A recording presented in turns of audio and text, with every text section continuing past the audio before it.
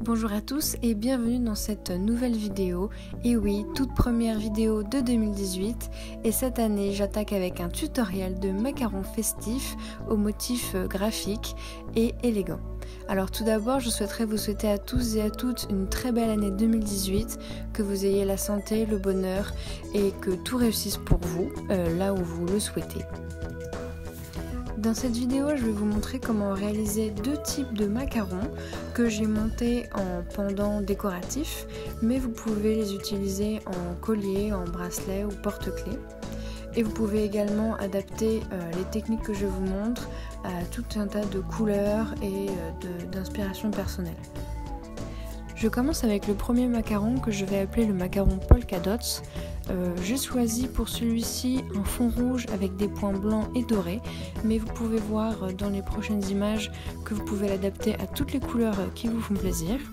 Donc je réalise une plaque sur laquelle je place des petits points à intervalles réguliers et grâce à un tout petit emporte-pièce, j'enlève des trous grâce aux repères que j'ai pu faire à l'aide d'une aiguille. Et ensuite je vais faire des petits bouts de pâte emporte-piècés, toujours avec le même petit emporte-pièce, et je remplis les petites cavités avec une couleur une sur deux, donc un blanc, un doré, un blanc, un doré, et ainsi de suite. Pour cela, je vais m'aider d'une pince à épiler spécialement pour la polymère. C'est pas une pince spéciale, c'est juste que je l'utilise que pour ça, évidemment. Et je remplis le motif au fur et à mesure.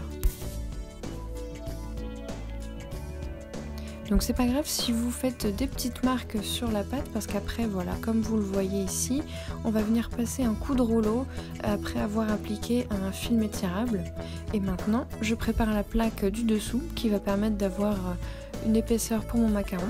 J'enlève l'excédent, je remets ma feuille de papier plastique et j'utilise maintenant deux types d'emporte-pièces, un grand et un petit. Donc à chaque fois je réalise deux coques pour un seul macaron. Et quand c'est trop difficile, j'utilise un rouleau pour m'aider à appuyer. J'enlève la pâte qui est en trop et ensuite je vais mettre tout ça sur une plaque de verre que je vais pouvoir manipuler à ma guise. À l'aide d'une aiguille, je vais faire un cercle tout autour du macaron et ensuite je vais venir un petit peu gratter la pâte tout autour et faire comme les effets de la petite collerette du macaron. Cette étape elle est un petit peu longue, mais si vous y mettez un peu de patience, c'est sympa, ça détend.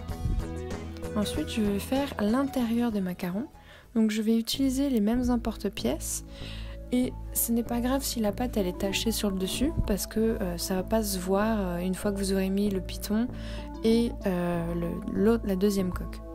Donc ensuite j'aplatis un peu. Parfois je rajoute un peu de fimo liquide ou de polymère liquide, tout simplement pour aider à mieux souder. Et là on va réaliser un deuxième essai de macaron. Et donc celui-ci est beaucoup plus simple. Je prends une pâte de couleur blanche que je viens aplatir. Et avec toujours les mêmes emporte-pièces, je viens faire mes deux coques. J'enlève le surplus. Et avec des silkscreen, je viens imprimer un motif grâce à des poudres Perlex ou des poudres Fimo, des poudres type iridescente. Vous pouvez utiliser ce que vous voulez, même de la peinture. Et avec cette technique, en fait, vous avez une possibilité infinie de création de motifs. Là, je réalise un second. Cette technique est assez rapide et ensuite vous recommencez les mêmes étapes que pour le macaron précédent, à savoir faire la petite collerette et enfin assembler les différentes parties. Maintenant on va passer au montage des macarons. Moi j'ai voulu les monter en décoration. Vous pouvez les utiliser en décoration de Noël ou autre. Et pour cela je viens recourber mon clou à œil avec une pince. Et je viens ensuite y glisser un anneau avec une perle. Et de l'autre côté, je viens glisser un anneau et je fais un nœud avec un joli ruban. Donc ce qui est sympa, c'est évidemment d'accorder les couleurs du ruban, du macaron et de votre perle. Bon, alors là, j'ai utilisé une règle pour calibrer mes rubans, mais vous n'êtes pas obligé. C'est juste que je suis un petit peu maso de la mesure. Mais voilà, c'est mon problème à moi, pas à vous. Et ensuite vous faites un nœud et normalement tout tient bien en place.